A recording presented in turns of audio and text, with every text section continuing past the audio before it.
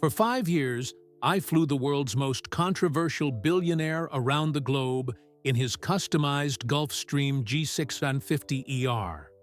I witnessed billion-dollar deals closed in the sky, secret technologies tested at 40,000 feet, and a side of Elon Musk the public never sees. From midnight emergency flights to SpaceX rocket failures to private moments with his children, I had a front-row seat to the inner workings of a mind obsessed with saving humanity. But nothing prepared me for the top-secret project that would eventually change everything. A project so revolutionary that it could transform the future of human civilization. This is the true story of what really happens at 30,000 feet aboard Elon Musk's private jet. The phone rang at exactly 6:17 a.m. I wasn't even out of bed yet. My husband Raj groaned and pulled the pillow over his head. "Who calls this early?" He mumbled. I grabbed my phone from the nightstand, not recognizing the number on the screen. "Hello?" I answered, my voice still rough with sleep. The phone rang at exactly 6:17 a.m. I wasn't even out of bed yet. My husband Raj groaned and pulled the pillow over his head. "Who calls this early?" he mumbled. I grabbed my phone from the nightstand, not recognizing the number on the screen. "Hello?" I answered, my voice still rough with sleep. "Is this Captain Maya Reyes?" asked a woman with a crisp, professional tone. "Yes, speaking," I said, sitting up straighter. "I apologize for the early call. I'm calling about a job opportunity that requires someone with your specific qualifications. Would you be interested in hearing more?" I glanced at the clock again. 6:18 a.m. now. This was strange. Most airline hiring was done through official channels, not mystery phone calls before sunrise. "What kind of job?" I asked. "A private aviation position for a high-profile tech executive. The role requires military training, perfect safety records, and absolute discretion. Your name was recommended to us." My 15 years of flying experience flashed through my mind. 10 with United Airlines, and before that, 5 years flying F-16s for the Air Force. I had never had an incident, not even a close call. "Who's the executive?" I asked. "I'm not at liberty to share that information until we meet. Would you be available for an interview this afternoon?" I had a flight scheduled for tomorrow, but today was my day off. Zoe, my 10-year-old daughter, would be at school, and Raj had meetings all day at the hospital where he worked as a surgeon. "Yes," I said. "I can meet today." The woman gave me an address in Palo Alto, not far from the private aviation section of San Jose International Airport. I wrote it down on the notepad I kept by the bed. PM. Please bring your complete flight records and military service history. The call ended as abruptly as it had begun. Raj peeked out from under his pillow. "What was that about?" he asked. "I'm not entirely sure," I said. "Some kind of job offer." "Better than United?" he asked, knowing how much I loved my current position. "I don't know yet. The pay must be good if they're being this mysterious about it." I got out of bed and started getting ready for the day. I needed to print my records and find my old military service files. As I made coffee, I wondered who the tech executive could be. Silicon Valley was full of wealthy tech CEOs who needed private pilots. Larry Ellison from Oracle, Tim Cook from Apple, Sundar Pichai from Google. After dropping Zoe off at school, she was excited about her science project on renewable energy. I spent the morning preparing for the interview. I put on my best navy blue suit, the one I wore for special occasions. My pilot's license and certifications went into a leather portfolio along with my flight logs and service records. The address turned out to be a modern glass building with no company name on the front. I checked the address again to make sure. I was in the right place. A security guard at the desk asked for my ID and made a quick call. "Captain Reyes is here," he said to someone on the phone. Then to me, "Fifth floor, suite 520. The elevator opened to a minimalist office with white walls and sleek furniture. A tall woman with dark hair pulled back in a tight bun greeted me. "Captain Reyes, thank you for coming. I'm Helen Zhao, Head of Staff Operations." She led me to a conference room where two men in expensive suits waited. They introduced themselves as the Head of Security and the Chief of Personal Logistics. No one mentioned which company they worked for. The interview was unlike any I'd ever had. They asked detailed questions about my flight experience, particularly with the Gulfstream G650ER aircraft. They wanted to know how I handled stress, how I dealt with last-minute changes, and whether I could be on call practically 24/7. They seemed very interested in my military background and how I performed under pressure.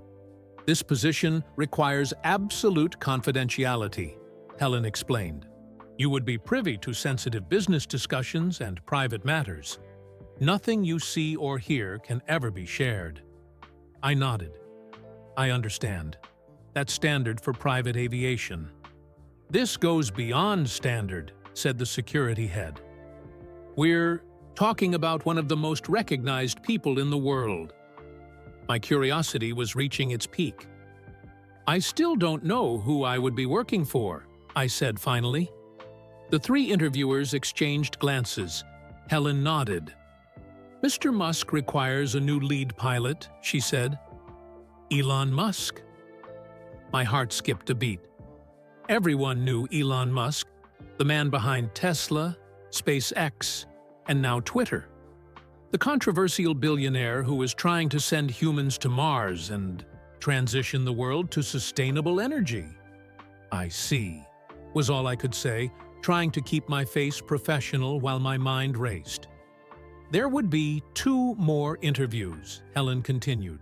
"The next with our aviation director, and the final one with Mr. Musk himself, if you make it that far."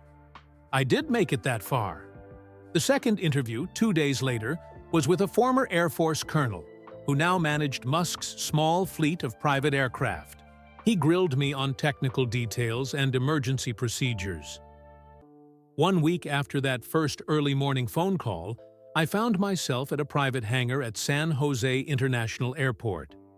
The massive Gulfstream G650ER jet stood gleaming in the California sun, its sleek white body emblazoned with a simple registration number. No company logos or names. I arrived 30 minutes early, dressed in a crisp white pilot's shirt and black pants. The hangar staff were busy preparing the aircraft. At exactly 10 a.m., a Tesla Model X pulled up to the hangar. The driver's door opened and out stepped Elon Musk. He looked just like his photos, tall and broad-shouldered, with dark hair and intense eyes. He wore jeans, a black t-shirt, and a dark blazer. He walked straight toward me with purpose in his stride. "Captain Reyes?" he asked, extending his hand. "Yes, sir." "Maya Reyes," I replied, shaking his hand firmly. "Call me Elon," he said. "Let's talk on the plane." I followed him up the stairs and into the aircraft. The interior had been completely customized. Instead of the usual luxury seating, the cabin was set up like a high-tech office, with workstations, large screens, and equipment I didn't recognize. Musk sat down at one of the workstations and motioned for me to take the seat across from him. He didn't waste time with small talk. "Helen tells me you were top of your class in the Air Force, flew combat missions in Afghanistan, and have a perfect safety record with United." "That's correct," I said. "Why do you want to leave commercial aviation?" he asked, his eyes studying. Me, carefully, I considered my answer. The truth was, I was ready for a change. After 15 years of the same routes, the same procedures, I wanted something challenging again. "I miss the unpredictability of military flying," I said honestly. "Commercial routes are safe and comfortable, but they're also routine. I'm looking." For something that will test my skills again. He nodded slowly, seeming to appreciate the candor. This job isn't like other private pilot positions, he said. I travel constantly between California, Texas, and Nevada for Tesla and SpaceX. Sometimes internationally on short notice. Sometimes we take off in the middle of the night because there's an emergency at a factory. I understand, I said. I'm prepared for that. What about your family? He asked unexpectedly. You have a daughter, right? I was surprised he knew that detail. Yes, Zoe. She's 10. And my husband Raj is a trauma surgeon. We're both used to unpredictable schedules. Musk nodded, tapping his fingers on the table as he thought. Then he said something that made me realize just how different this job would be. Sometimes we'll need to take off with almost no notice, he said, leaning forward. There might be situations where I call and need to be in the air within an hour. Production problems, rocket tests, company, emergencies. I need to know. Can you handle that? The intensity in his eyes told me this wasn't a theoretical question. This was the real job description. I thought about Zoe's school plays and Raj's long shifts at the hospital. I thought about middle-of-the-night takeoffs and missed weekends. But I also thought about flying one of the most advanced private jets in the world for one of the most fascinating people on the planet. I thought about being part of something bigger than airline schedules and vacation travelers. Yes, I said with confidence. I can handle that. Musk studied me for a moment longer, then nodded once. Decision made. When can you start?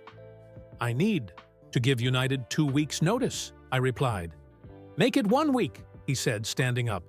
Helen will send over the contract today. The salary is twice what you're making now, plus bonuses based on availability. He extended his hand again, and I stood to shake it. Welcome aboard, Captain Reyes, he said. I have a feeling we're going to fly a lot of miles together. As I drove home that afternoon, my mind was spinning faster than a jet turbine. I had just accepted a job as Elon Musk's private pilot. My life was about to change in ways I couldn't even imagine. I didn't know then that I would witness history being made at 30,000 feet. I didn't know I would see a side of Elon Musk that the public never gets to see. And I certainly didn't know about the secret project that would eventually change everything.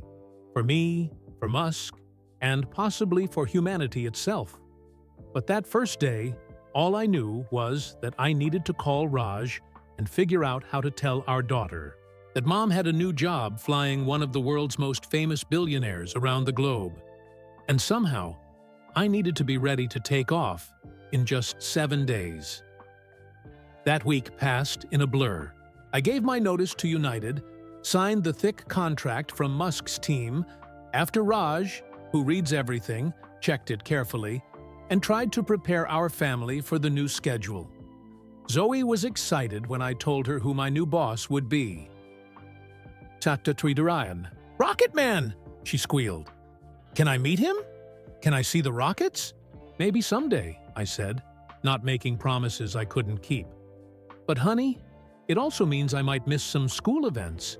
I might not be home for dinner some nights. Her smile faded a little. Like when you flew for the big airline?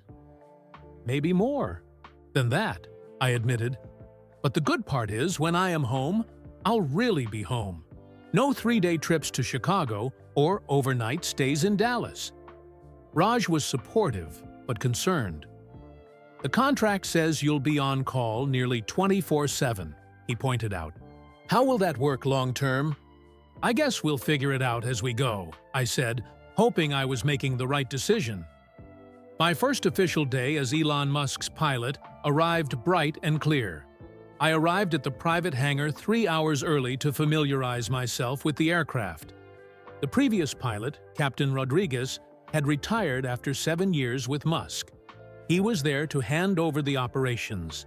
The G650ER is a pilot's dream, Rodriguez told me as we walked around the gleaming jet. Range of 7,500 nautical miles. Top speed of Mach 0.925. ceiling of 51,000 feet. But flying it is the easy part. He gave me a knowing look. It's flying. It for him, that's the challenge. The exterior of the plane looked like any other Gulfstream, but inside was a different story. As Rodriguez took me through the cabin, I realized this was unlike any private jet I'd ever seen. He's had the entire interior custom designed, Rodriguez explained. The standard luxury seating is gone. He wanted a flying workspace. The main cabin had 4 workstations with custom-built desks bolted to the floor. Each had multiple screens that folded down during takeoff and landing. The walls featured larger screens that could display anything from engineering schematics to video conference calls. The typical plush carpet had been replaced with practical non-slip flooring. The communication system is next level, Rodriguez continued, pointing to equipment racks at the rear of the cabin. Custom-built satellite systems for internet access, even when we're over oceans or remote areas. He hates being disconnected, even for an hour. Rodriguez showed me a small galley area stocked with specific snacks and drinks. Diet Coke, always stocked. These protein bars, always arranged in rows of 3. Never ask him if he wants anything. He'll ask if he needs it. Next came the small sleeping area that had been converted into more workspace, with a narrow couch being the only concession to rest. He rarely sleeps on flights less than 6 hours, Rodriguez noted, and even on longer ones, maybe 2 hours at most. Then came the list of my responsibilities. You're not just the pilot, you're the guardian of his privacy and productivity, Rodriguez explained seriously. No flight attendants on board unless he's traveling with family or hosting important guests. You'll manage the catering, the ground transportation coordination, and the security handoffs. Rodriguez handed me a tablet. This has his current schedule, regular routes, and preferred airports. But be ready. It all changes constantly. He showed me the encrypted communication system I would use to receive flight instructions. Sometimes you'll get a notification just an hour before departure. Sometimes even less. Be ready to file flight plans quickly. The main routes are already pre-approved with the FAA, which helps. By the time Rodriguez finished the orientation, my head was spinning with information. Then he said something that made me even more nervous. One more thing, he's always testing new tech on this plane. Sometimes SpaceX components, sometimes Tesla batteries or software. The plane gets upgraded constantly. One day you'll come in and find new equipment installed that wasn't there the day before. I raised my eyebrows. Is that FAA approved? Rodriguez laughed. All properly certified, don't worry. His team is very thorough. But it means you need to stay flexible. This isn't just a jet. It's a flying laboratory. My first flight with Musk was scheduled for that afternoon. A transcontinental journey from San Jose to New York. Musk arrived exactly on time, walking quickly up the stairs without looking up from his phone. "Captain Reyes," he said briefly as he passed me at the door. 2 assistants followed him, carrying laptops and folders. "We're cleared for takeoff in 15 minutes, sir," I said. He nodded and went straight to the middle workstation. By the time I completed my pre-flight checks and entered the cockpit, he was already deep in work, screens displaying what looked like rocket engine designs. My co-pilot that day was Alden Chen, who had been flying with Musk for 3 years. "Ready for this?" he asked with a small smile as we prepared for takeoff. "As ready as I'll ever be," I replied, feeling the familiar excitement of beginning a flight, mixed with the new nervousness of flying for Elon Musk. The takeoff was smooth, and soon we were cruising at 40,000 feet. 5 hours and 47 minutes. That's how long the flight took from wheels up to touchdown in New York. During that entire time, Musk never once looked up from his work. I walked through the cabin once to check if he needed anything. He was typing furiously. Multiple screens, showing different data. Engineering diagrams on one screen, spreadsheets on another, and what looked like a Twitter feed on a third. Empty Diet Coke cans were lined up perfectly on his desk, exactly 1 inch apart. "Everything okay, sir?" I asked. "Fine," he replied without looking up. Then, still typing, he added, "Good takeoff. Smooth. I like smooth." That was the extent of our conversation for the entire flight. When we landed in New York, a black Tesla was waiting on the tarmac. Musk packed up his laptops with surprising speed, nodded to me, and was down the stairs and into the car within 90 seconds of the engines shutting down. "That's normal," Alden assured me as we watched the car drive away. "Sometimes he doesn't say anything at all." Over the next few weeks, I flew Musk across the country multiple times. San Jose to Austin, where Tesla was building its massive new factory. Austin to Brownsville, Texas, near the SpaceX facility at Boca Chica.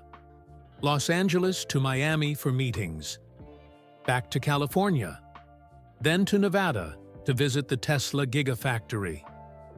With each flight, I began noticing patterns in Musk's behavior, strange habits that I'd never seen in any other passenger. He never sat in the same seat twice in a row.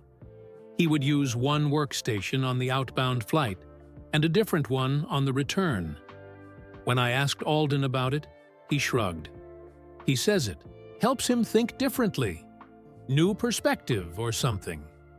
His snacks were always arranged in perfect rows. Diet Cokes had to be lined up. Protein bars stacked in threes.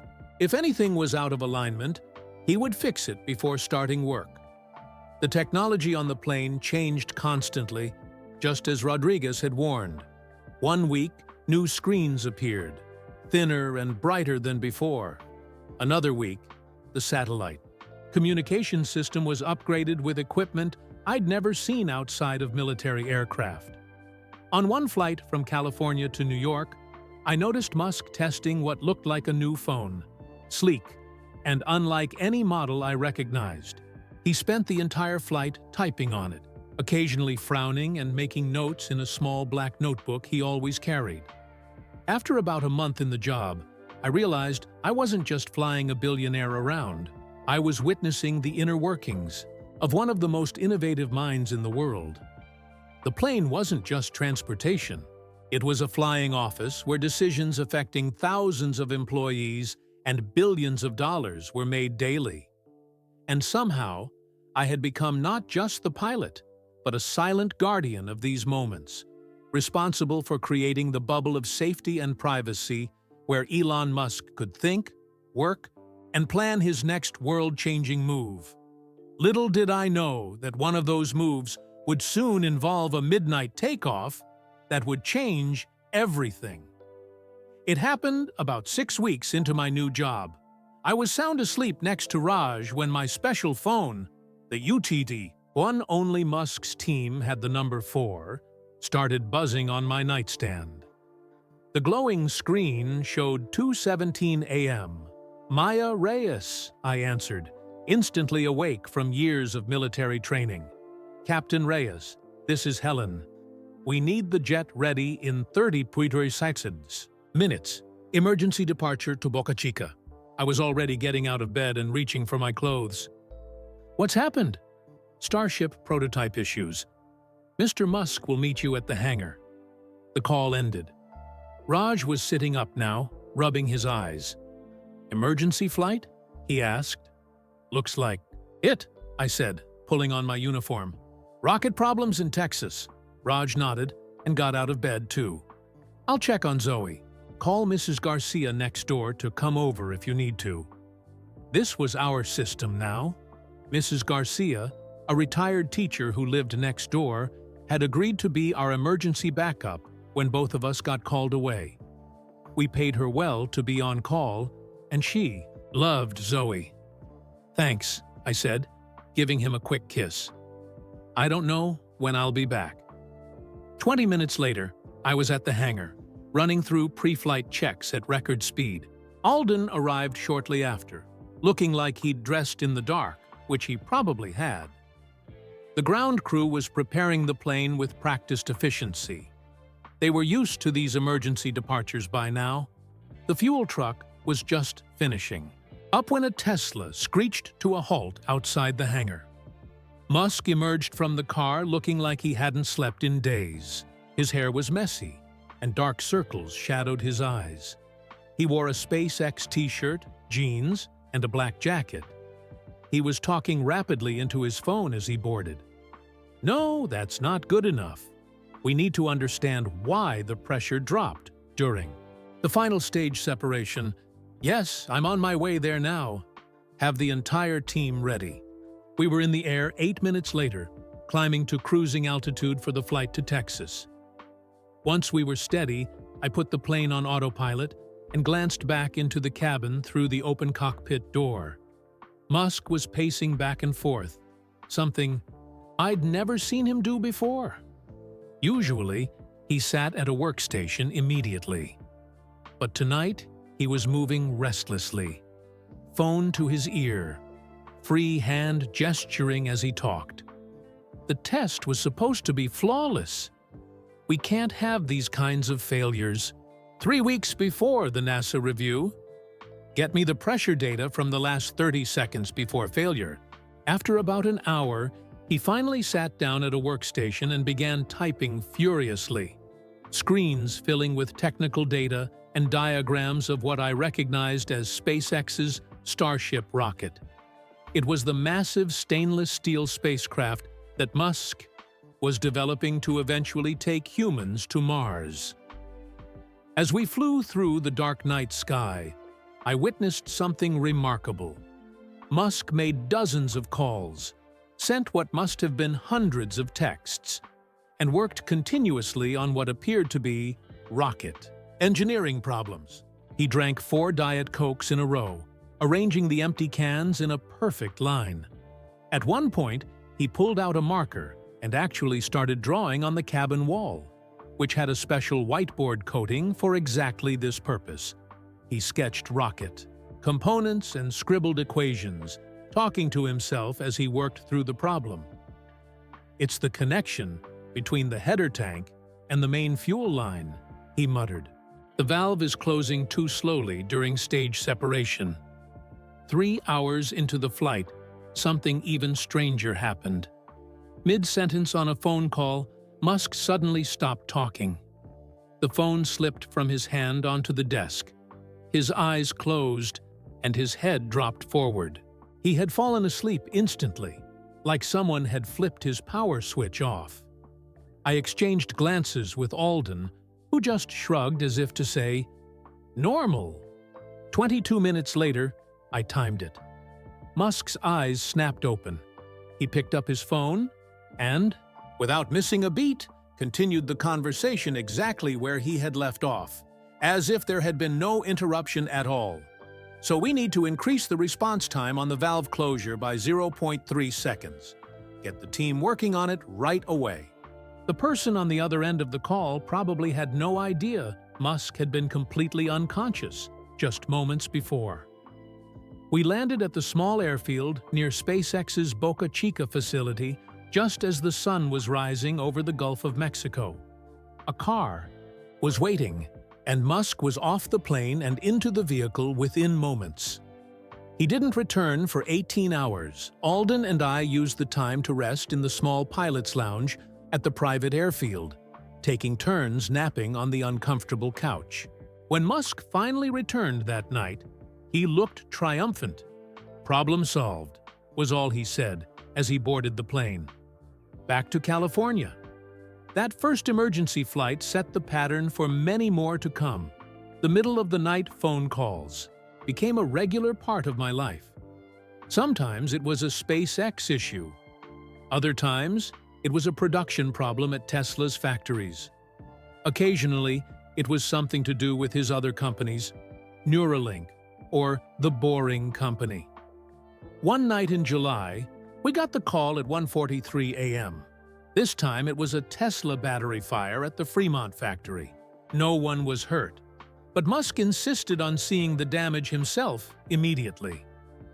The most intense midnight takeoff came after a failed Starship test in August 2021. The massive rocket had exploded spectacularly during a test firing in Boca Chica.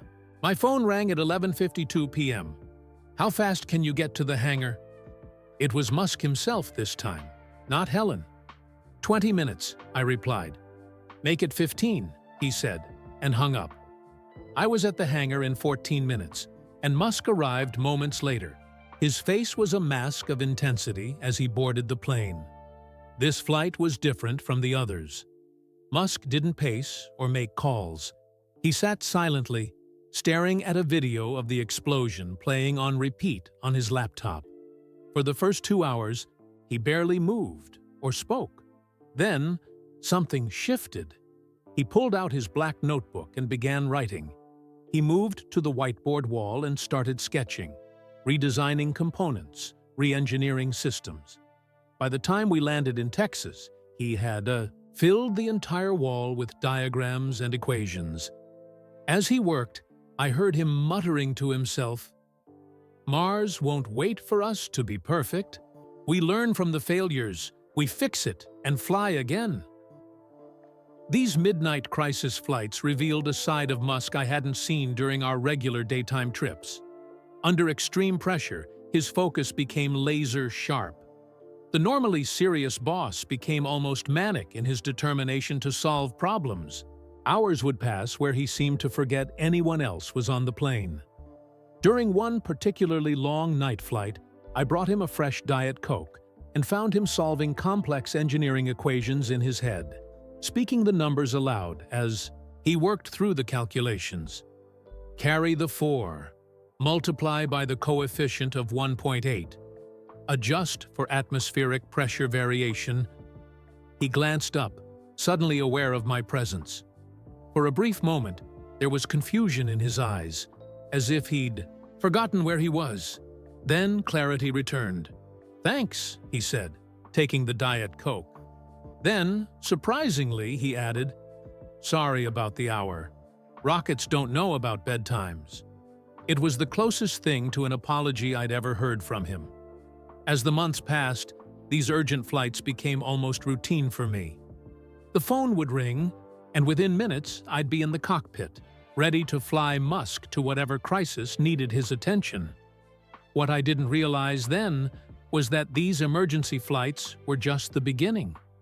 Soon, our passenger list would expand to include some of the most famous and powerful people in the world.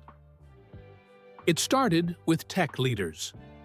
One morning in September, I arrived for what I thought would be a routine flight to Austin. Musk was already at the hangar, but he wasn't alone. A man with glasses and a friendly smile stood beside him, looking at the plane with interest. "Captain Reyes," Musk said as I approached. "This is Larry Page." I tried not to show my surprise as I shook hands with the co-founder of Google. "Nice plane," Page said. "Elon says you're the best pilot he's ever had." I glanced at Musk, who was suddenly very interested in his phone. It was the first I'd heard of any such compliment. "Thank you, sir," I said to Page. "It's an honor to fly you both today." That flight was fascinating to observe. Two of the world's richest men spent 3 hours discussing artificial intelligence, brain-computer interfaces, and space exploration. Their conversation jumped topics so quickly I could barely follow it, but I noticed how different Musk was with Page compared to how he was alone or with his staff. More relaxed, more willing to laugh, more open to debating ideas. After that came a steady stream of tech giants. Jensen Huang from NVIDIA spent a flight discussing computer chips and AI processing power. Mark Benioff from Salesforce talked about cloud computing. Tim Cook from Apple had a surprisingly friendly lunch with Musk at 37,000 feet, despite their company's public rivalries. Then came the celebrities. The first was Kanye West, who arrived wearing a mask that covered his entire face. He and Musk spent the flight looking at clothing designs and discussing music production. West played unreleased tracks through the plane's sound system. The bass so heavy I could feel it in the cockpit. Grimes, the musician and mother of some of Musk's children, flew with us several times. She would bring strange electronic instruments that she played during the flight, creating otherworldly music that filled the cabin.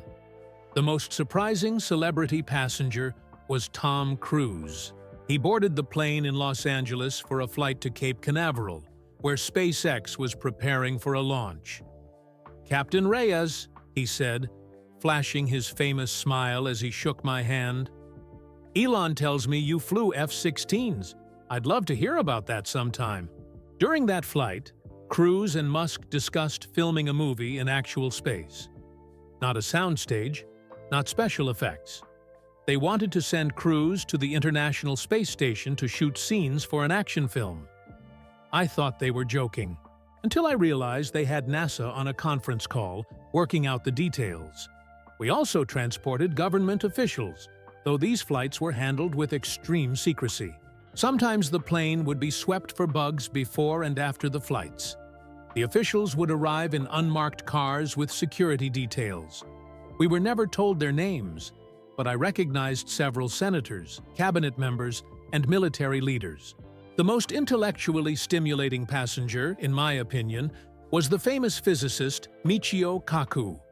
He flew with us from New York to California, and he and Musk spent the entire 5 hours debating the future of humanity as a multiplanetary species. "The math doesn't lie," Kaku said, as they discussed the logistics of Mars colonization. "The first humans on Mars will face challenges unlike anything in our evolutionary history. That's why we're developing closed-loop life support systems," Musk replied, showing Kaku designs on his laptop.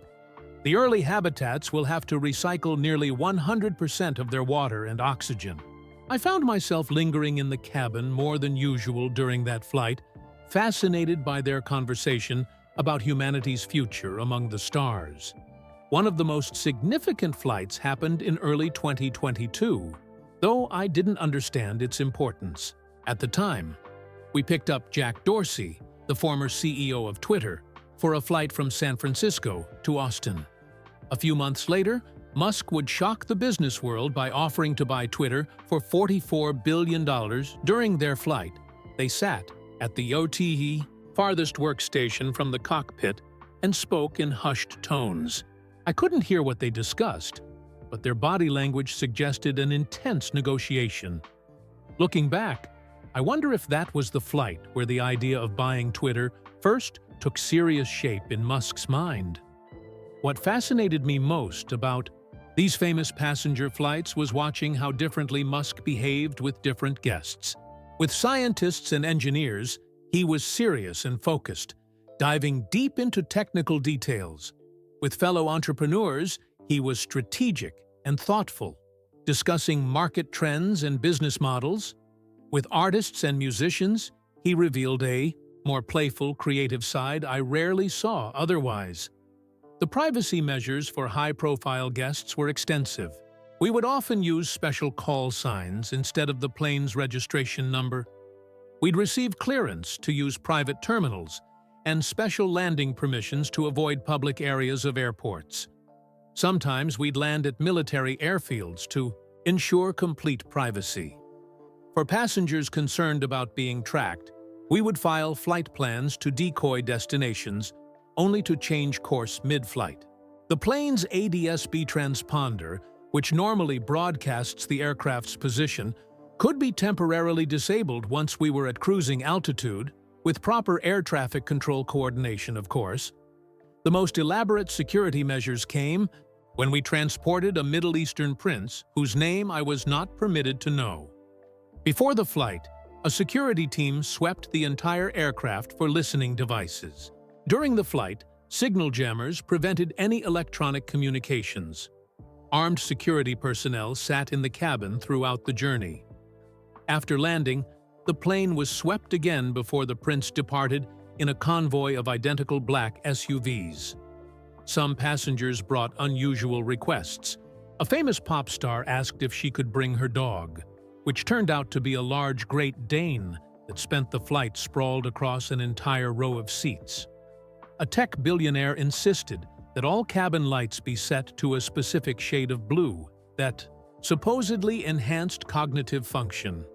A well-known filmmaker requested that we fly at a lower altitude because he was working on a script about airplane disasters and wanted to feel more vulnerable.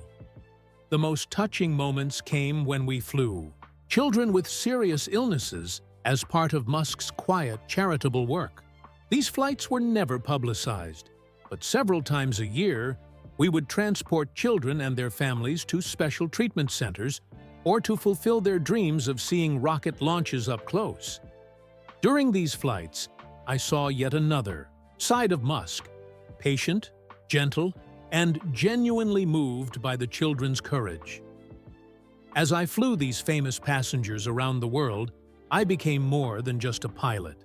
I was a keeper of secrets, a witness to history-making conversations, and sometimes the only other person present when decisions worth billions of dollars were made. But no amount of famous passengers prepared me for the strange cargo we would soon be transporting.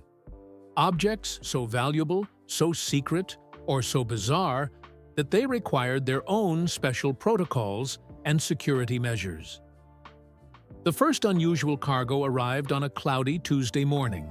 I was doing pre-flight checks when 2 Tesla security vehicles pulled up to the hangar. 4 men in black suits emerged, surrounding a crate about the size of a mini fridge. They carried it carefully up the stairs and secured it to the floor of the cabin with special straps. "What's in the box?" I asked Helen, who had arrived to oversee the loading.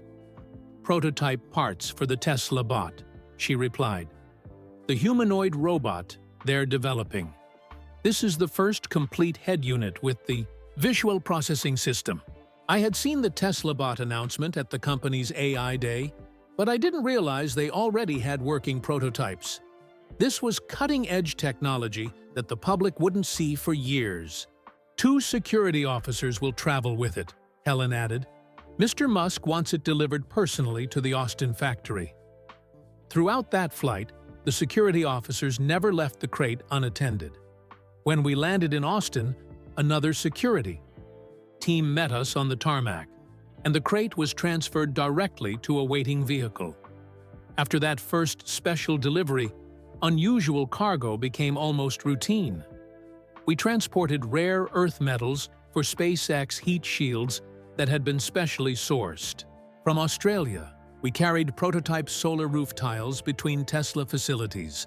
Once we even transported a set of special batteries that Musk said could power a house for a year on a single charge, technology that still hasn't been revealed to the public. The most heavily guarded cargo was a one-of-a-kind computer chip that we flew from Austin to Palo Alto. 6 security guards accompanied it, all former military with concealed weapons. The chip was in a briefcase, handcuffed to one guard's wrist.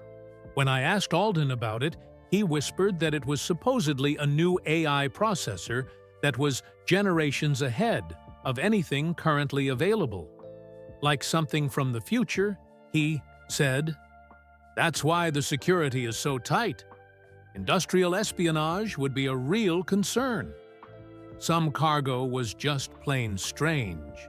One morning in November, we arrived at the hangar to find a large container with air holes punched in the sides.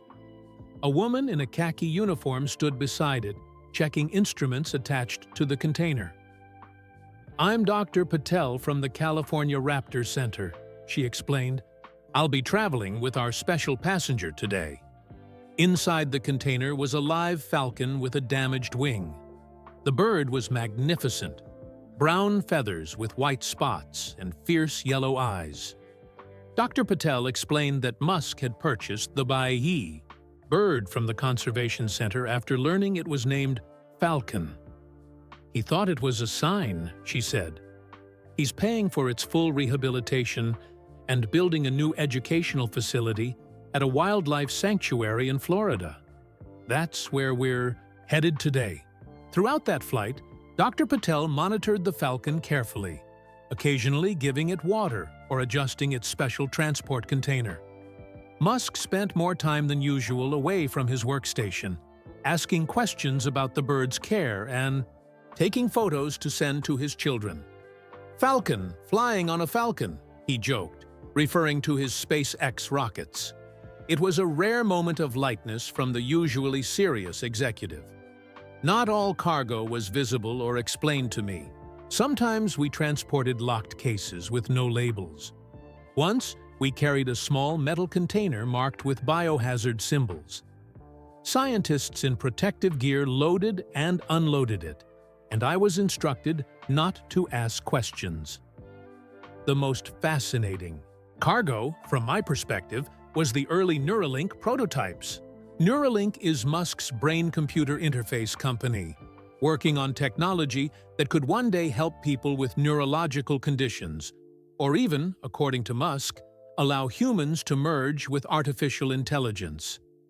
The Neuralink devices were tiny, smaller than a quarter, but they arrived in large temperature-controlled containers with multiple backup power systems.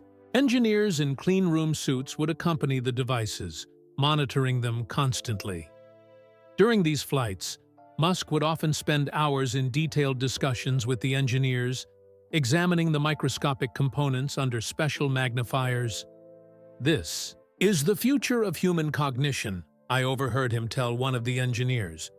"When we get this right, it changes everything." The cargo that made me most nervous was what the team called custom battery packs. These experimental Tesla batteries were transported in special fireproof containers with their own fire suppression systems. We had strict emergency procedures to follow if any battery warning lights appeared during flight. "What happens if they catch fire at 40,000 feet?" I asked the Tesla engineer who loaded them. "They won't," he assured me. "But if they did, the container would handle it." His confidence didn't completely ease my concerns, but I trusted the safety protocols. Sometimes, the cargo wasn't physical at all. On several occasions, we flew with what Musk called data packages, secure laptops containing code or designs too sensitive to transmit electronically. These laptops were never connected to the internet and were transported by trusted engineers who never let them out of their sight. During one such flight, the engineer explained to me in hushed tones that the laptop contained the algorithm that will eventually run the first Mars colony's life support systems. He treated the computer like it contained the crown jewels, keeping it in physical contact at all times. The strangest cargo experience happened about 10 months into my tenure as Musk's pilot. We were scheduled for a routine flight from Hawthorne, California to Austin. But when I arrived at the hangar, there was a large shipping container being loaded onto the plane. It was bigger than anything we'd transported before, taking up almost half the cabin space. "What's in the container?" I asked the loading crew. "Full-scale model of the Mars Habitat Module," one of them replied. "Mr. Musk wants to show it to the team in Texas." The container was secured with special reinforcements, and the weight and balance calculations had to be recalculated carefully. When Musk arrived, he spent most of the flight showing visitors from NASA the contents of the container, a glimpse into his vision for human life on another planet. As we transported these strange and valuable items across the country and around the world, I realized I wasn't just flying a plane. I was part of a mobile innovation pipeline, moving the physical pieces of the future from where they were created to where they were needed. But even these unusual cargo flights would seem routine compared to the marathon journey that awaited us, a global trip that would test the limits of both aircraft and crew. It began with a simple message from Helen. "Prepare for extended international travel. Departure tomorrow at 0600. Pack for multiple climate zones." When I arrived at the hangar the next morning, Alden was already there, looking concerned as he studied a flight plan on his tablet. "Have you seen this?" he asked, handing me the device. Scrolled through the itinerary and felt my eyes widen. The plan showed stops in 7 countries across 3 continents, all to be completed in just over a week. "Is this even possible with crew rest regulations?" I asked. Alden shrugged. "They've arranged for a relief pilot to meet us in Dubai. Otherwise, we're pushing the limits of what's legal." Musk arrived exactly on time, accompanied by 3 assistants carrying more luggage than I'd ever seen him travel with before. "Captain Reyes," he greeted me. "Ready for our world tour?" "Yes, sir," I replied, though I wasn't entirely sure I was. Our first destination was Berlin, Germany, where Tesla was building its first European gigafactory. We landed after an 11-hour flight across the Atlantic, and Musk was immediately whisked away in a waiting car. Alden and I checked into a hotel near the airport, but we'd barely closed our eyes when the call came. We needed to be ready for departure in 3 hours. "But we just got here," I protested to Helen over the phone. "Mr. Musk completed his factory inspection faster than expected," she replied. "He wants to head to Shanghai now to avoid losing a day." And so began the pattern of our global marathon. We would land, Musk would rush to meetings or site visits, and then we'd be back in the air much sooner than planned. Normal billionaires might spend days in each location. Musk spent hours. From Berlin, we flew to Shanghai, China, where Tesla's enormous gigafactory was producing hundreds of vehicles daily. The flight took nearly 10 hours, crossing multiple time zones. While Alden and I fought exhaustion and jet lag, Musk seemed completely unaffected by the time changes. "Does he ever get jet lag?" I asked Javier, one of Musk's personal assistants, as we watched him sprint from the plane to a waiting car in Shanghai. "Not that I've ever seen," Javier replied. "He says time zones are a social construct that he chooses not to believe in." After less than 24 hours in Shanghai, we were airborne again, headed for Dubai. This was becoming the most challenging flying experience of my career. Finding landing slots on such short notice was a nightmare. Flight plans had to be filed and changed constantly. Customs and immigration in each country required special handling due to our VIP passenger. In Dubai, Musk had meetings with government officials about solar energy projects and space industry partnerships. I caught glimpses of him on the tarmac, always surrounded by people in traditional Gulf attire and business suits, always moving quickly, always focused. From Dubai, we flew south to Cape Town, South Africa. This stop was different from the others. It wasn't for business, but for family. Musk had grown up in South Africa before moving to Canada as a teenager, and he still had relatives there. For the first time during our journey, he wasn't rushing.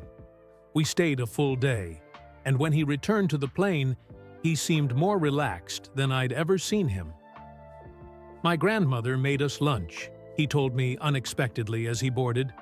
94 years old, and still cooks better than any restaurant.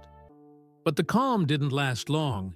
As soon as we were at cruising altitude, he was back at his workstation, screens filled with spreadsheets and engineering diagrams. We were headed to London, next, for meetings with investors and government officials. In London, it rained continuously. I caught a quick nap in the pilot's lounge at the private terminal while Musk attended back-to-back meetings.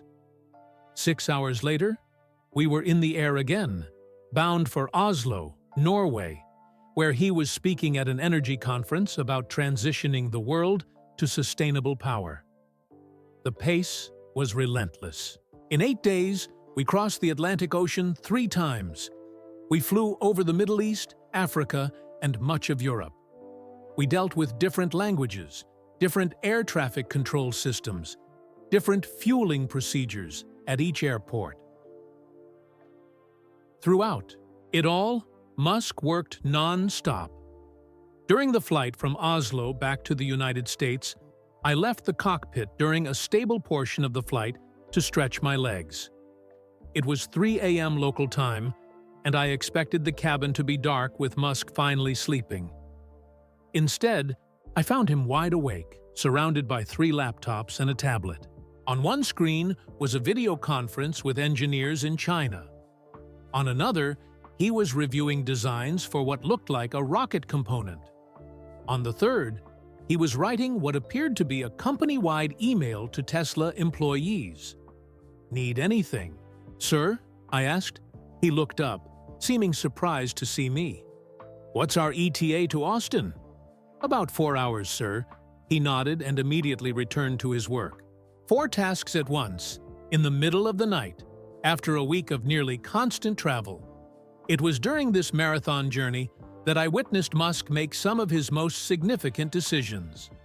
On the flight from Berlin to Shanghai, he approved the final design for a new Tesla model that wouldn't be revealed to the public for another year. Between Dubai and Cape Town, he redesigned a critical component for the Starship rocket, sending the new specifications to the team in Texas. In the air, between London and Oslo, he conducted a video meeting where he decided to invest billions of dollars in expanding battery production. Each of these would have been a momentous decision worthy of days of consideration for most executives. Musk made them between meals, on a plane.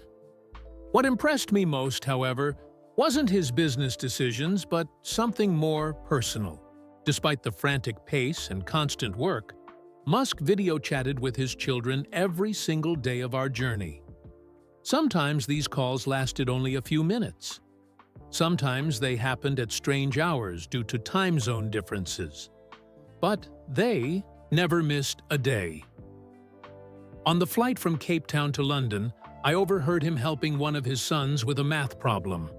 Between Oslo and Austin, he listened as another child excitedly told him about winning a science competition.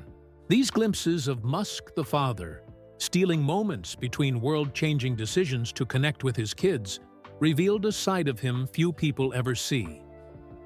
As we finally approached Austin on the 8th day of our journey, I was exhausted to my core. I had never pushed myself so hard as a pilot, not even during my military service. Alden looked like he aged years in a week. The flight attendant who joined us for the international legs was practically sleepwalking. Yet when we landed, Musk bounded down the stairs with the same energy he'd had when we departed California over a week earlier. A car was waiting to take him directly to the Tesla factory, not home to rest. "Thank you for the smooth flights, Captain Reyes," he said before leaving. "Same time next month?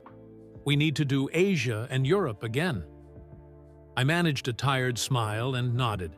Only later, as I dragged myself to the crew car, did his words fully register. We were going to do this again. As challenging as that 8-day world tour had been, it taught me something important about Elon Musk. His ability to function at the highest level despite physical limitations like sleep and jet lag wasn't some superpower. It was simply the physical manifestation of his relentless drive to achieve his goals. Whether that was building electric cars, colonizing Mars, or making it home, virtually, to say goodnight to his children. Little did I know then that this marathon of scheduled flights would soon be interrupted by an emergency nobody could have planned for. One that would reveal even more about the man I worked for. It happened during a transatlantic flight from New York to London. Musk was heading to a major climate conference where he would be a keynote speaker. We were about 3 hours into the flight, cruising at 41,000 feet over the Atlantic Ocean, when the first warning light appeared on my instrument panel. A small, orange light indicating abnormal readings in the left engine. Alden noticed it at the same time I did. We exchanged quick glances. "Running diagnostic checks," he said calmly, fingers moving across the controls. I nodded. already reviewing our options. In my head, we were approximately 800 miles from the eastern seaboard of the United States and about 200 miles from the Azores, a small group of Portuguese islands in the middle of the Atlantic. Too far to turn back, not quite halfway to Europe. The diagnostic system showed unusual vibration patterns in the engine. Not critical yet, but concerning. "Let's monitor it closely," I said to Alden. "Reduce thrust on the left engine by 15% and increase right to compensate." For 20 minutes, everything seemed stable. I was beginning to think it was just a sensor issue. Then, without warning, the orange light turned red, and a shrill alarm sounded in the cockpit. "Left engine oil pressure dropping," Alden reported, voice tight but controlled. "Temperature rising above normal parameters." My military training kicked in. When things go wrong at 41,000 feet over water, there's no room for panic or hesitation. "We need to descend and reduce speed," I said, already beginning the procedure, "and prepare for a possible diversion." I asked Alden to inform air traffic control while I went back to speak with Musk.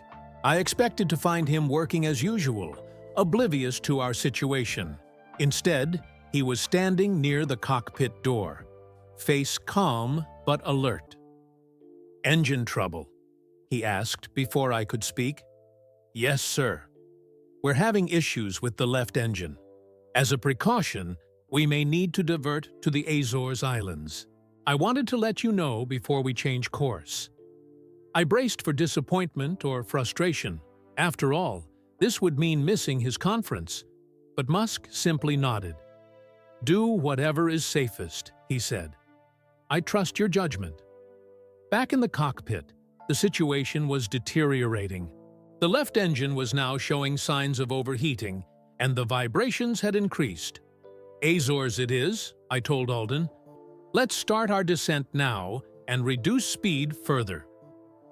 As we diverted toward Santa Maria Airport in the Azores, I updated Musk on our status. To my surprise, he asked if he could come into the cockpit to observe. "Is that allowed?" he asked. Under normal circumstances, having passengers in the cockpit during an emergency would be out of the question. But these weren't normal circumstances. This was his plane. And having witnessed his behavior under pressure, I knew he wouldn't be a distraction. "Briefly," I agreed, "but you'll need to return to your seat for landing." As we descended through clouds, Musk sat in the jump seat behind us, asking detailed technical questions about the aircraft systems, the nature of the engine problem, and our emergency procedures.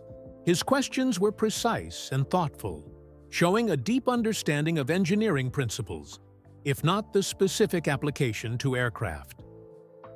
"The vibration pattern suggests a bearing failure rather than a fuel system issue," he observed, looking at our diagnostic screen. "Similar to what we see in electric motors when the magnetic bearings start to fail." He was right. The symptoms did point to a bearing problem. I was impressed by how quickly he grasped the technical aspects of our situation. As we approached the Azores, the weather added another challenge: strong crosswinds and rain showers. The small island airport wasn't equipped with the sophisticated landing systems of major international airports. "You'll need to return to your seat now, sir," I told Musk as we began our final approach. "We're expecting some turbulence." He nodded and left without protest. Through the cabin camera, I could see him calmly informing his two assistants about the situation, then buckling himself in. The landing was challenging but smooth. As soon as we touched down, local emergency vehicles approached the aircraft, standard procedure for any emergency landing. After a brief inspection, we taxied to the small terminal building. The airport manager, a middle-aged Portuguese man named Miguel Costa, greeted us personally. He explained in accented English that Santa Maria rarely received private jets, especially ones making emergency landings. "We are honored to help, but I must tell you, Parts for your aircraft may take time to arrive, he said apologetically. We are very remote. Musk didn't seem bothered. How long? He asked. The mechanics must first diagnose the exact problem. Then, perhaps 24 to 48 hours for parts to arrive from mainland Europe. I expected Musk to immediately start working on alternative transportation.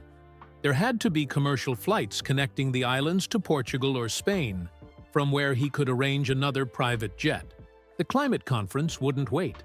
Instead, he surprised me. Well, he said, looking at the small terminal building and the green hills beyond, it seems we have an unexpected opportunity to explore the Azores. For the next 27 hours, while we waited for engine parts to arrive from Lisbon, Elon Musk, one of the world's busiest and most driven people, became a tourist. He rented a car and invited the flight crew to join him exploring the island.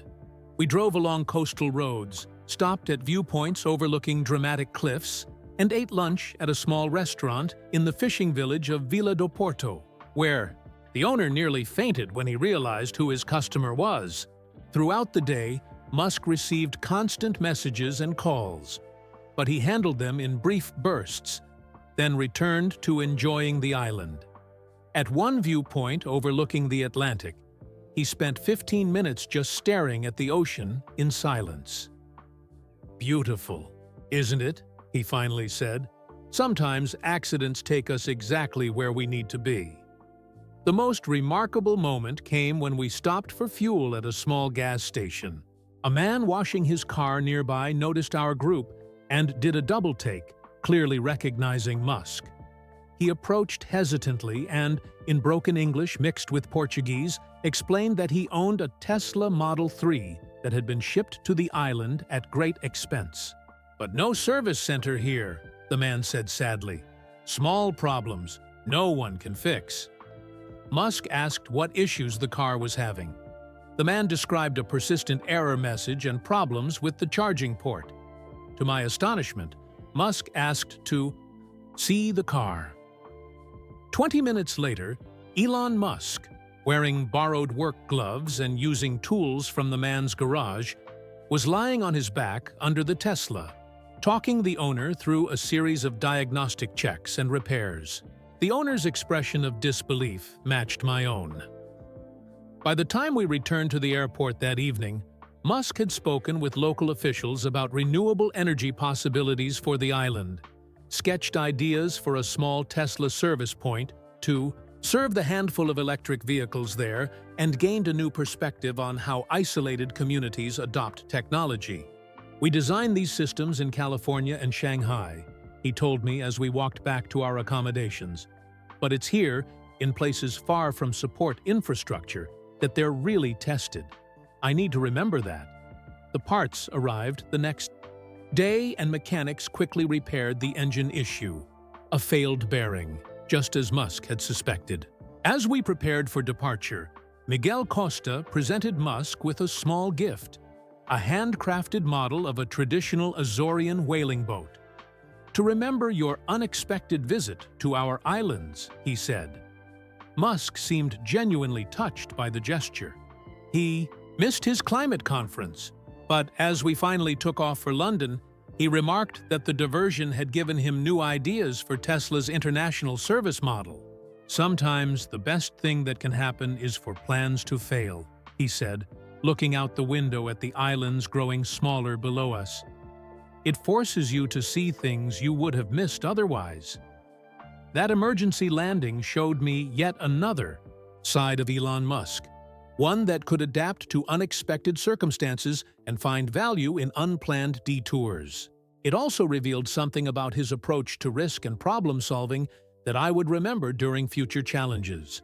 But our unplanned island adventure would soon be overshadowed by the high-stakes business deals and corporate drama that took place in our flying boardroom miles above the earth.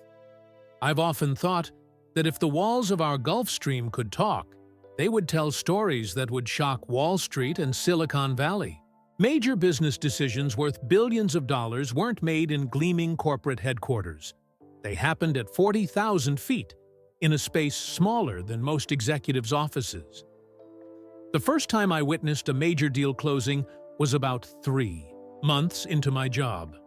We were flying from San Francisco to New York with Musk and 3 men in expensive suits who arrived in a black SUV with tinted windows. Battery supply contract, Alden whispered to me before takeoff, supposedly worth over $2 billion. For 5 hours, Musk and the executives negotiated terms, reviewed spreadsheets, and discussed production timelines. I couldn't hear everything from the cockpit, but occasionally voices would rise. "That delivery schedule is impossible," one exec insisted. "Nobody can ramp up that fast." "Then we'll find someone who can," Musk replied coolly. By the time we began our descent into New York, handshakes were exchanged and documents were signed. A $2 billion deal closed somewhere over Nebraska. That was just the beginning. Over the next year, I witnessed negotiations for factory locations, solar panel supply contracts, and satellite launch agreements, all conducted in our flying conference room. The most dramatic Sky meetings happened during what the media later called the Twitter saga. When Musk decided to acquire the social media platform, our plane became a mobile war room. We flew between Texas, California, and New York so frequently that month that I began to lose track of which city I'd woken up in. The Twitter acquisition flights were unlike anything I'd seen before. The plane was crowded with lawyers, investment, bankers, and advisors. The usual calm of Musk's workspace was replaced with intense energy. People pacing the aisle, heated debates about valuation and strategy, phones ringing constantly. During one particularly tense flight between San Francisco and New York, I overheard an advisor warning Musk about the risks. "This is a $44 billion bet on a platform that's never made consistent profits," the advisor said. "It's not about profit," Musk replied. "It's about influence over the global conversation. That's worth more than whatever number you're looking at on that spreadsheet." Hours later, as we prepared to land, the same advisor who had been skeptical was making calls to move forward with the deal. Something Musk said during the flight had completely changed his perspective. Not all Sky meetings ended in agreement. I witnessed Musk fire executives over video calls while we were cruising at 37,000 feet. Once, I walked through the cabin offering coffee and found him in the middle of removing a senior Tesla leader. "Your team has missed production targets for 3 quarters in a row," he was saying, voice calm but firm. "I've given you chances to fix it. We're going in a different direction now." The call ended, and without missing a beat, Musk turned to his assistant. "Call Wendy in engineering. Tell her she's taking over the department effective immediately." Just like that, a major leadership change at a company with thousands of employees was decided. Some of the most intense periods involved flying between Austin and San Francisco 6 times in 2 weeks during what Musk called production hell for a new Tesla model.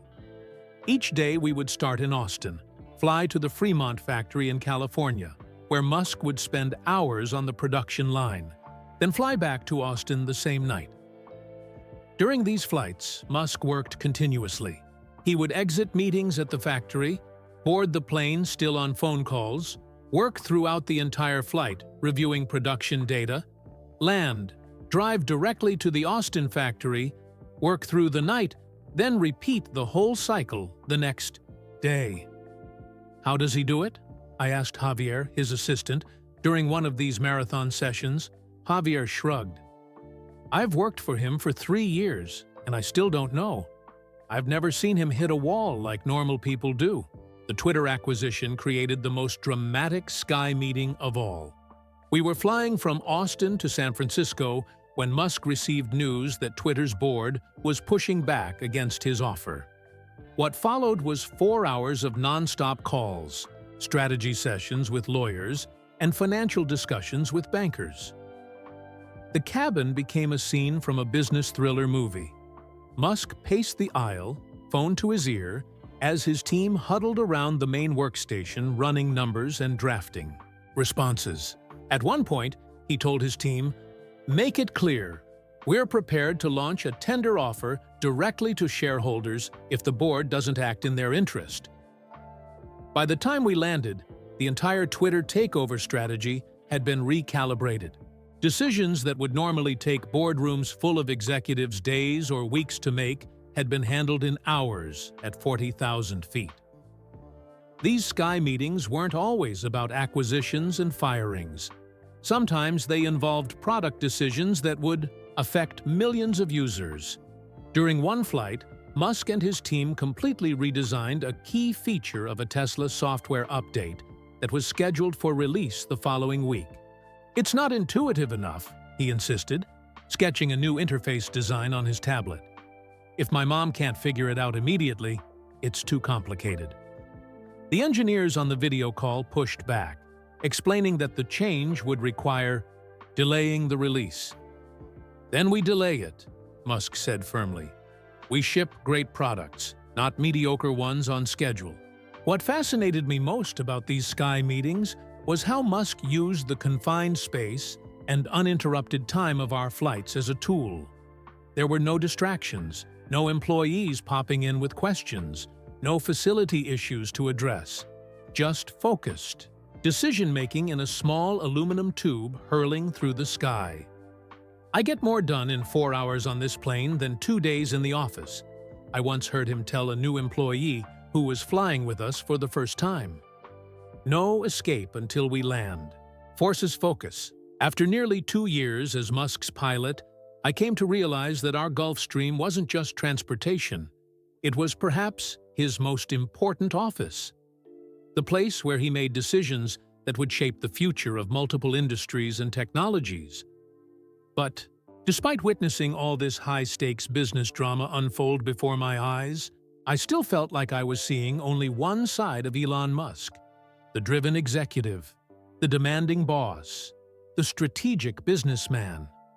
It wouldn't be until our 3rd year working together that I would glimpse something even more revealing: the human being behind the billionaire persona.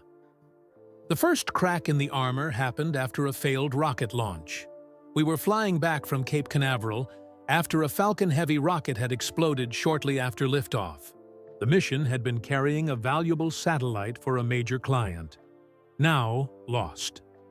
I expected Musk to be angry or frustrated during the flight home.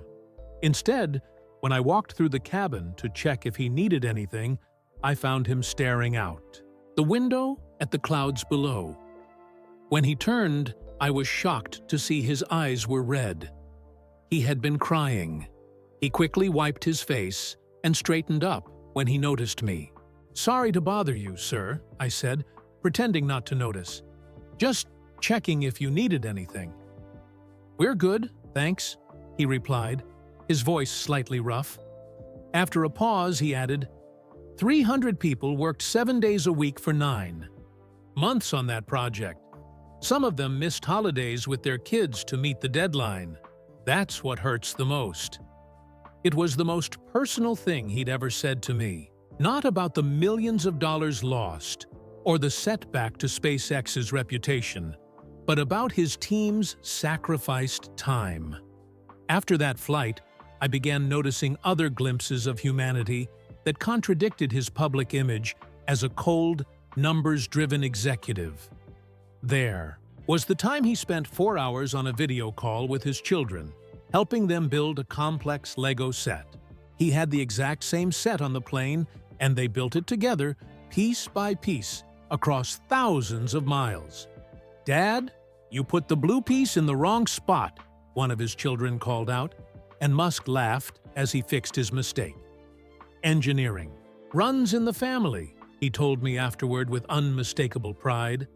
Then there was the birthday shopping.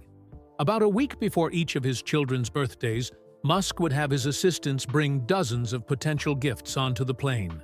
During a flight, He would carefully examine each one, testing toys, reading books, even trying art supplies himself to make sure they were high quality. This one, he would finally decide, setting aside the gift he thought would be perfect. And this one for backup in case I was wrong about the first one. The media portrayed him as distant from his kids because of his work schedule. What they didn't see were the hour-long conversations about science projects, the bedtime stories read over video calls from different time zones, or the way he rearranged billion-dollar company schedules to attend school events. I witnessed unexpected acts of kindness, too. Once, when we were scheduled to fly from Los Angeles to Austin, Musk received news that a young SpaceX engineer had been in a serious car accident and was in a hospital in San Diego. "Change of plans," he told me. "We need to go to San Diego first." We landed at the smaller airport, and Musk went directly to the hospital. He spent over an hour with the engineer and his family, then returned to the plane looking somber. "Now we can go to Austin," he said quietly. Later, I learned he had not only visited, but had arranged for the best specialist to take over the case and guaranteed the engineer's job would be waiting, regardless of how long recovery took. The more I flew with him, the more I saw these contradictions. The same man who could fire someone over a missed deadline would also laugh uncontrollably at silly jokes with his children. The executive who pushed his teams to the breaking point would also ensure that employees facing personal crises got whatever support they needed. His relationship with food surprised me. Despite being a billionaire who could afford the finest cuisine, Musk ate like a college student cramming for exams. He loved simple foods, cheeseburgers, French fries, Diet Coke by the case, and occasional ice cream. "Why complicate something that works?" he said once, when an assistant suggested a more elaborate meal option. Sleep was another revelation. The public knew he worked punishing hours, but they didn't see how he actually managed it. Musk didn't sleep in long stretches like most people. Instead, he took short naps, 20 to 30 minutes at a time, several times a day. He could fall asleep instantly, almost mid-sentence, then wake up completely alert. His personal quirks became familiar to me over time. He carried a specific black notebook everywhere, jotting down ideas constantly.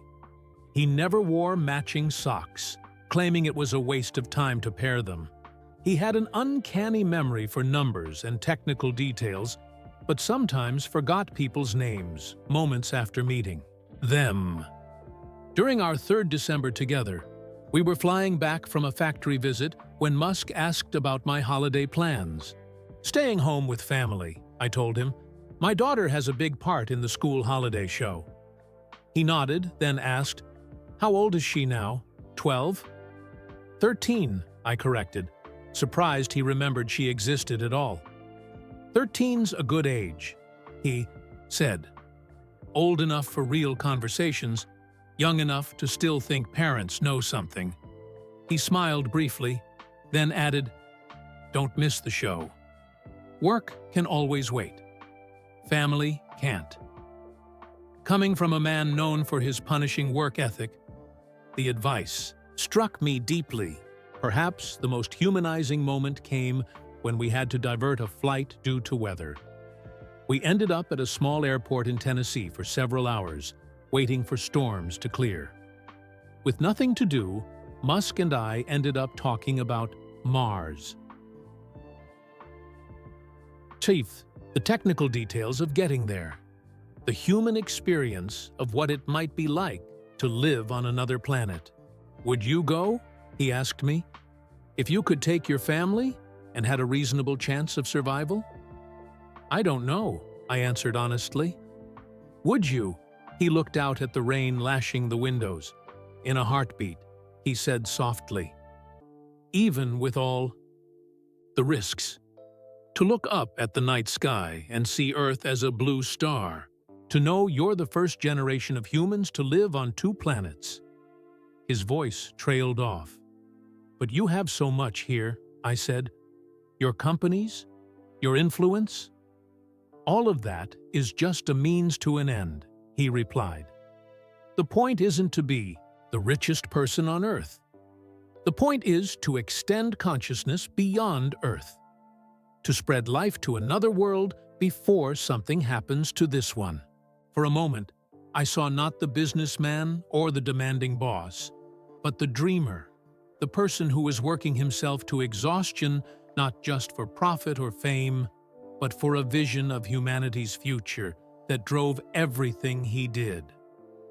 As I flew Elon Musk around the world, I came to understand that the public persona, both the heroic visionary and the villainous tycoon, were both incomplete pictures. The real person was more complex, more human, and in some ways more ordinary than either extreme. He was brilliant, but could be blind to social cues, driven but capable of surprising compassion, detail-oriented to the point of obsession, yet able to make enormous intuitive leaps, a father who missed too many dinner times, but never missed what mattered to his children. What I couldn't know then was that behind even these glimpses of humanity lay something even more closely guarded. The secret projects that would soon change everything.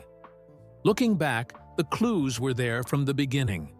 Strange cargo, unmarked containers, meetings with specialists whose expertise I could only guess at.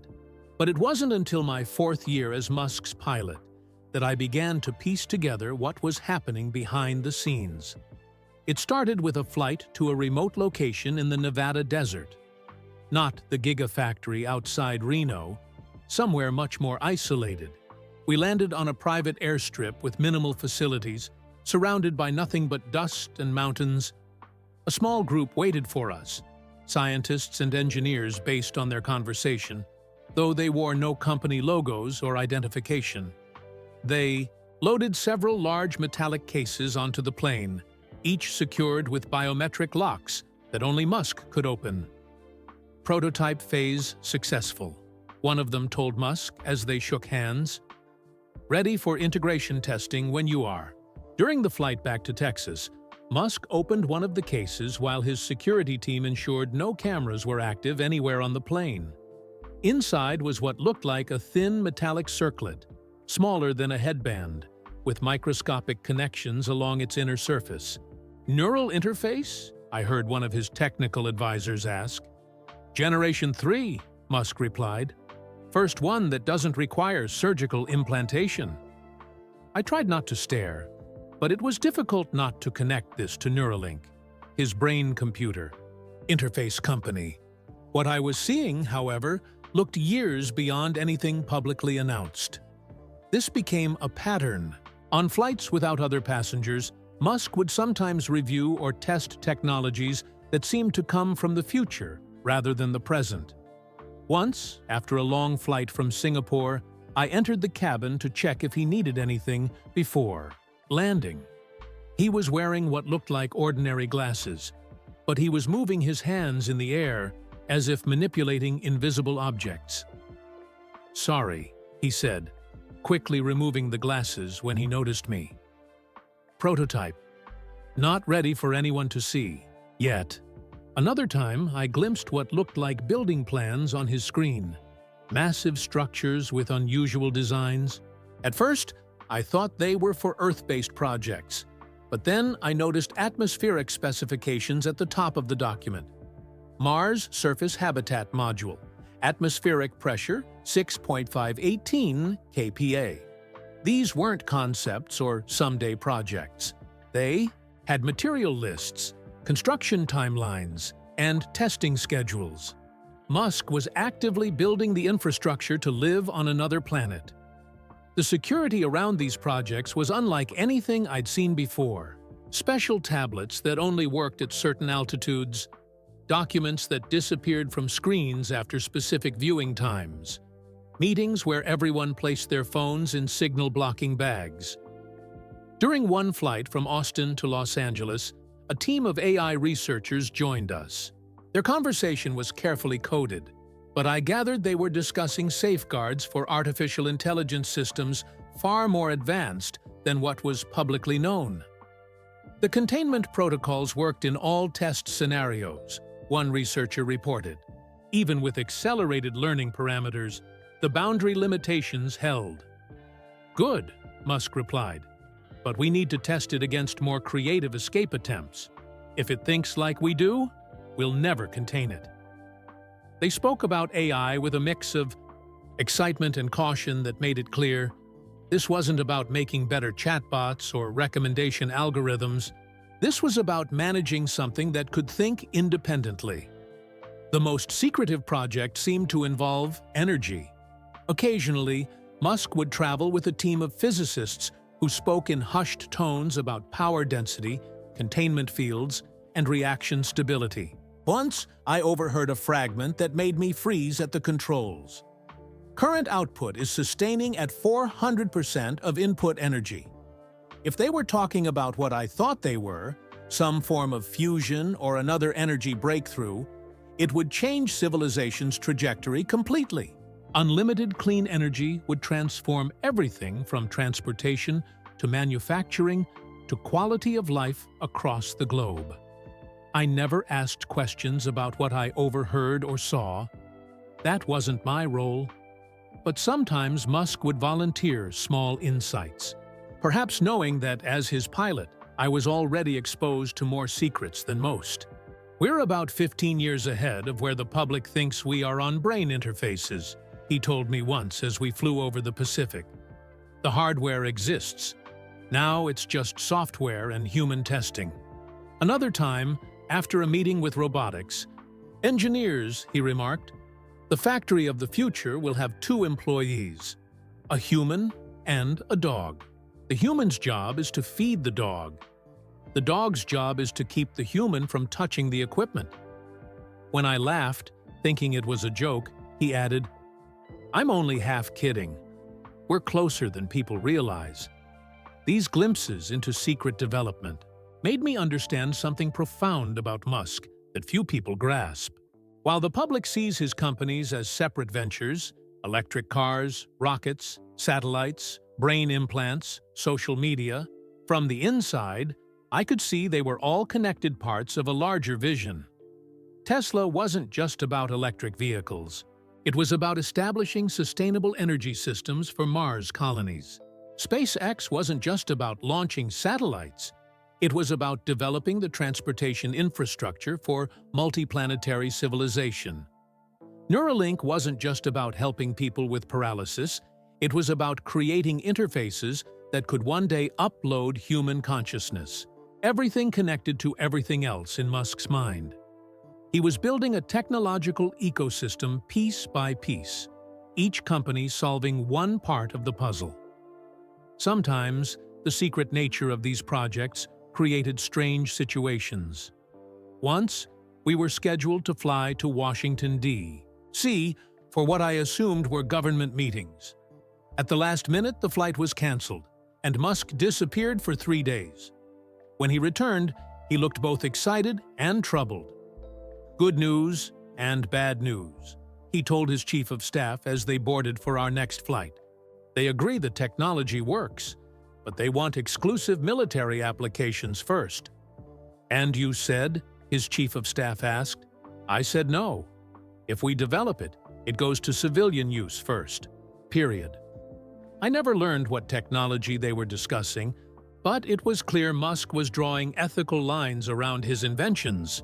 Many of these secret projects were tested or demonstrated during flights. The plane provided privacy, uninterrupted time, and a controlled environment. I began to understand that our aircraft wasn't just transportation or a mobile office. It was a flying laboratory where the future was being invented far from public eyes. What amazed me most was how these cutting-edge technologies contrasted with Musk's personal habits. He would be testing a neural interface that could revolutionize human cognition while drinking a Diet Coke and eating cold French fries. He would shift from reviewing designs for Mars habitats to texting his kids about their homework.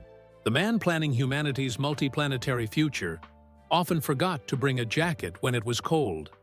But as I would soon learn, one secret project stood above all others, a mission so ambitious, so potentially world-changing, that even I, who had thought I'd seen everything in my years of flying Elon Musk, was unprepared for its scope. Before I would discover that project, however, I would witness Musk during some of his most challenging professional moments, times that tested his resolve and revealed the weight of responsibility he carried. The most intense period began during what Tesla employees called production hell. The company was struggling to meet promised production numbers for the Model 3, their first mass-market electric vehicle. The future of the entire company hinged on solving the manufacturing challenges. For 6 weeks, we flew almost daily between the Fremont factory in California and the battery gigafactory in Nevada. Musk was working around the clock, sometimes sleeping on the factory floor rather than wasting time returning to a hotel. During these flights, the strain was visible on his face. Dark circles shadowed his eyes. He lost weight. His usual intensity was amplified to a level that concerned even his closest advisors. On one particularly difficult flight, we had been in the air for less than 20 minutes when Musk received news that a critical production line had gone down again. "We've tried everything in the manual," the factory manager explained over video. "We're looking at another full day of downtime." I had never seen Musk so frustrated. He paced the cabin, running his hands through his hair. "A full day means we miss another 800 cars," he said. "That's 800 customers who've already been waiting too long." He turned to his chief engineer. "We're landing. Get the team ready. I'll be on the line myself until it's fixed." We diverted to Oakland, and Musk went straight to the factory. 38 hours later, during which he'd slept maybe 3 hours in a chair, the line was running again. When we finally took off again, he looked exhausted but relieved. "We can't fail at this," he told his team quietly. "It's not just about Tesla. If we fail, the whole electric vehicle revolution could be set back a decade. The climate can't afford that delay." It was the first time I'd heard him explicitly connect Tesla's success to climate change in such personal terms. This wasn't just about building a successful company. It was about a mission he believed was essential for humanity's future. Another tough period came during the controversial Twitter acquisition and the changes that followed. Whatever your opinion of that purchase and the platform changes, flying Musk during this time revealed how difficult the decisions were behind the scenes. One night, we were flying back from New York after meetings with advertisers. Musk had received news that a significant number of major brands were pulling their advertising from the platform. "They're worried about brand safety," his head of sales explained over video conference. "With the content moderation changes, they're concerned about appearing next to problematic content." Musk was unusually quiet, listening to his team debate various approaches to address advertiser concerns. "What would be the financial impact if we lost half of our current advertisers?" he finally asked. The financial officer on the call hesitated before answering. "Based on current runway, we wouldn't make it 6 months." Musk nodded slowly. "And if we reverse our content policies to what they were before? Advertisers would likely return, but we'd be back to the same moderation approach you believed was broken." I watched Musk weighing impossible choices. Stand by his principles for the platform, but risk its financial collapse, or compromise on his vision to ensure its survival. "Find a middle path," he finally said. "We need enough advertiser support to keep the lights on while we build alternate revenue streams, but I won't return to shadow banning legitimate speech." The weight of these decisions was visible. This wasn't a game to him, despite how his tweets sometimes made it appear. These were agonizing choices with real consequences for thousands of employees and millions of users. Perhaps the toughest moments I witnessed were when Musk had to make decisions about layoffs. Contrary to his public image as someone callous about firing people, the private reality was very different. During a significant restructuring at Tesla, we flew continuously for nearly 2 days between different facilities. In each location, Musk met with management teams to determine which roles were essential and which could be eliminated. During one flight between meetings, I overheard him talking with his HR director. "Every number on that spreadsheet is a person," he said firmly. "Someone with a family, a mortgage. I want actual names and details for any department facing cuts over 10%. I need to understand exactly who's affected." Later, alone in the cabin, I saw him reviewing employee files late into the night, reading through performance reviews and personal notes about individual contributions. This wasn't the action of someone making cuts carelessly. When the final layoff numbers were set, he seemed genuinely pained. "These are good people," he told his chief of staff. "Make sure the severance packages are better than industry standard, and I want a team focused on helping them find new positions, either at our other companies or elsewhere." Flying during SpaceX test failures revealed another side of these tough decisions. After a spectacular rocket explosion during a test in Texas, Musk gathered his engineering team on the plane for an emergency meeting. Rather than seeking someone to blame, his focus was entirely different. "What did we learn?" he asked. "What data did we capture? How does this make the next test better?" One engineer suggested slowing down the testing schedule to reduce the risk of public failures. Musk shook his head. "The only failure is not learning.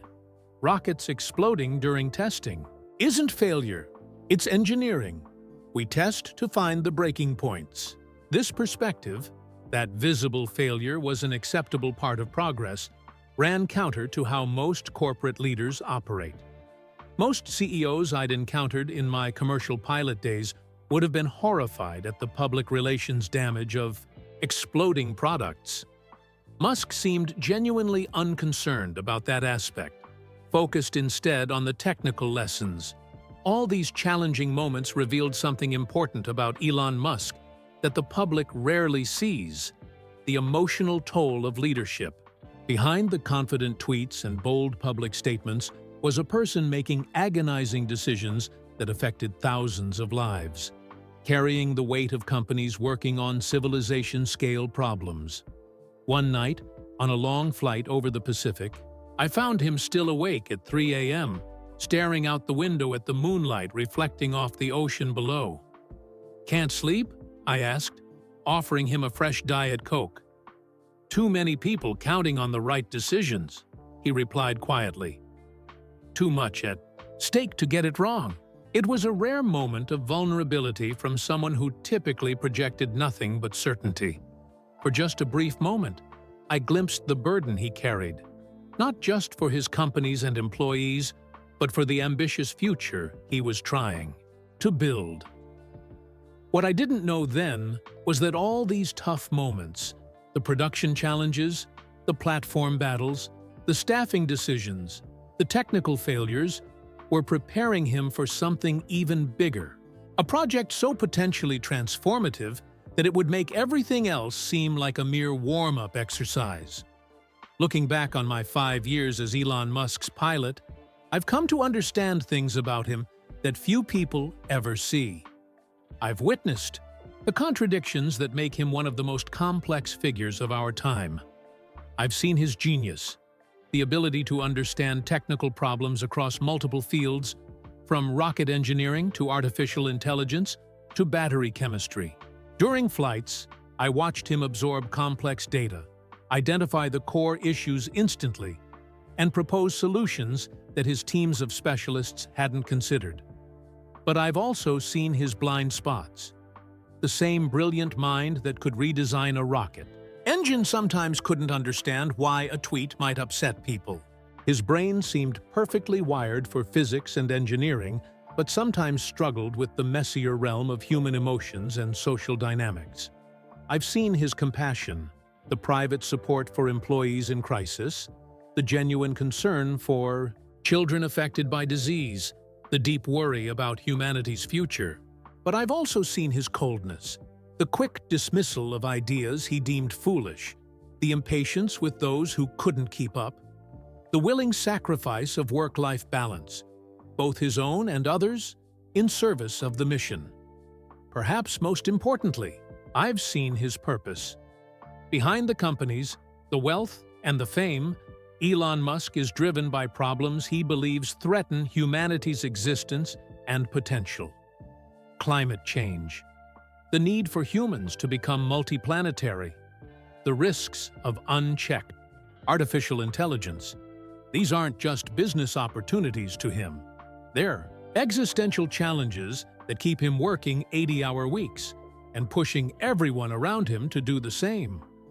It was during my final year as his pilot that all these observations came into focus, as I began to understand the true scope of what he was building. The revelation came during a late-night flight from Austin to San Francisco.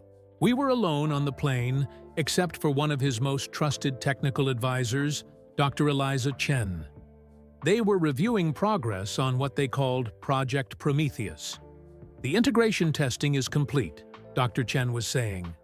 All three systems are communicating seamlessly: the neural interface, the AI processing layer, and the energy module. Musk nodded, studying diagrams on his screen. And the simulations? Every scenario tests positive. This could actually work, Elon. He leaned back, looking not triumphant but thoughtful. If it works, everything changes. Not just for us, for everyone. I tried to focus on my flying, but my curiosity was overwhelming. What were these three systems? What could possibly change everything? Over the next several months, more pieces of the puzzle appeared. Specialists in neuroscience, quantum computing, and advanced energy systems would join our flights for short segments, always speaking in careful, coded language about the integration, or the project. During a stop in Tokyo, I watched as Musk met with scientists from a leading research institution. One phrase caught my attention: consciousness-machine interface at scale. Later, flying over the Pacific, Musk was unusually reflective. "Do you ever think about human potential, Captain Reyes?" he asked unexpectedly. "Sometimes," I replied, surprised by the philosophical question. "We're so limited," he continued. "Our brains evolved to help us find food and avoid predators on the savannah. But they're trying to solve space travel, climate change, nuclear fusion. It's like trying to run modern software on ancient hardware." He gazed out at the clouds below. "What if we could upgrade the hardware?" It wasn't until my final flight with Musk that the complete picture became clear. We were scheduled to fly from Austin to a remote facility in the Nevada desert, the same place I had picked up the neural interface prototype years earlier. This time, Musk asked me to join a meeting after we landed. In a simple conference room, I watched a presentation that left me speechless. Project Prometheus was the culmination of technologies from all of Musk's companies and secret research efforts. It combined advanced neural interfaces from Neuralink that could read and write brain signals without surgery, a specialized AI system trained to translate and enhance human thought processes, a breakthrough compact energy source that could power the system indefinitely, a global satellite network to connect human minds across the planet together. These technologies formed something unprecedented, a system that could exponentially enhance human cognitive capabilities while allowing direct mind-to-mind communication anywhere on Earth. "This isn't about making people smarter," Musk explained to the small group. "It's about enabling humanity to solve problems we currently can't even comprehend. Climate engineering, fusion energy, extending human lifespan, interstellar travel." The room was silent as we absorbed the implications. When does it go public? Someone finally asked. Not for at least 3 years, Musk replied. We need to be absolutely certain of the safety protocols. The potential for misuse is significant. As the presentation ended, Musk took me aside. What do you think, Maya? He asked, using my first name for one of the few times in our years together. It's overwhelming, I answered honestly. Does it really work? He smiled slightly. We've had 27 test subjects so far. Their cognitive processing speeds increased by a factor of 50 on average. Problem-solving capabilities by a factor of 30. And when linked together, they solved mathematical problems that have been unsolved for centuries. Is it safe? I asked. Safer than driving a car, he said. The risks are there, but manageable.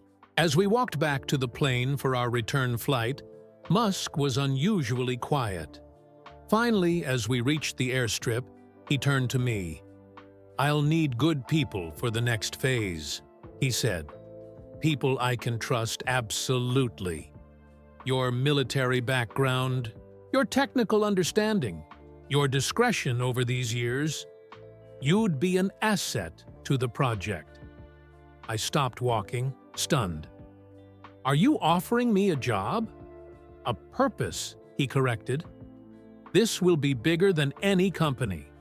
It could be the most important development in human history. That final flight back to Austin was the strangest of my career. As I guided the Gulf Stream through the night sky, I found myself contemplating a future far different from anything I had imagined. This was my last flight as Elon Musk's pilot. After 5 years of witnessing history from the cockpit, I was being invited to help make it instead.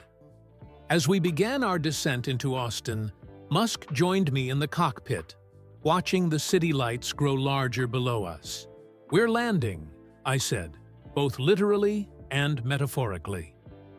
He nodded, then handed me a folder. Inside was a contract unlike any I'd ever seen. At the top was the official name of Project Prometheus, Neuro Enhancement and Cognitive Harmonization. NEC.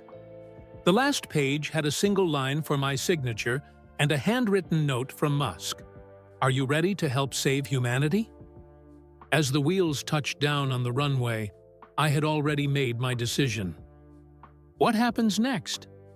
That's a story I may tell someday, when Elon decides the world is ready to know what's been developing right above their heads at 30,000 feet.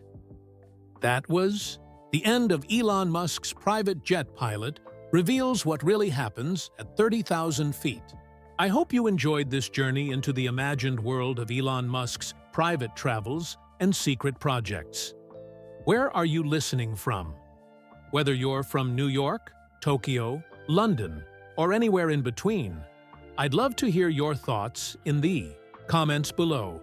If you enjoyed this content, please like this video and subscribe to the channel for more fascinating content like this. Don't forget to share with friends and family who might find it interesting too. Every share helps spread awareness and kindness throughout our community. Thanks for being here, and I'll see you next time.